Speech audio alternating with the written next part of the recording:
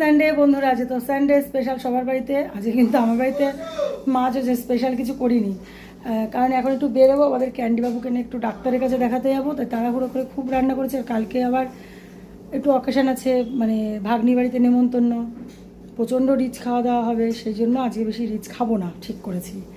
তা স্নান টান করে দেখো একদম পুরো রেডি হয়ে গেছি। তা কী কী রান্না করেছি আজকে চল তোমাদেরকে দেখাই। আজকে সানডে স্পেশাল বলে আজকে করেছি। এমনি তো কদিন ধরে একটু ইচ্ছা করছিল একটু ঝিঙে শুক্তো করবো, একদম পাতলা পাতলা করে আলু আর ঝিঙে দিয়ে শুক্তো করেছি। এই যে বর্দি মানে বড় ননদ দিয়ে গেল পাট পাতা ভাজা আর বড়া। আর আজকে তার সঙ্গে করেছি ট্যাংরা মাছের কষা, মানে ঝাল ঝাল করে লাল লাল করে একদম কষা। আরও ভাতটা তো আজকে দেখানো হয়েছে যে গামলায় ভাত করেছে একদম গরম গরম, কারণ শাশুড়ি মা আমি আর কর্তামশাই খাবো। সঙ্গে আম আছে, একটাই আম কেটেছে, যে মা খাবে, আমরা কেউ খাবো না। আজকে এই রান্না, যে একদম সিম্পল পদ রান্না হয়েছে। তা কার কার বাড়িতে কী কী রান্না হচ্ছে জানি, আর সবাই তো বলবে হ্যাঁ আজকে সানডে স্পেশাল বলে এইবারই এই রান্না। হ্যাঁ গো, আজকে আমার এই রান্না, কারণ হাতেরও তো অবস্থা খারাপ, তোমাদেরকে কালকে বলেছিলাম।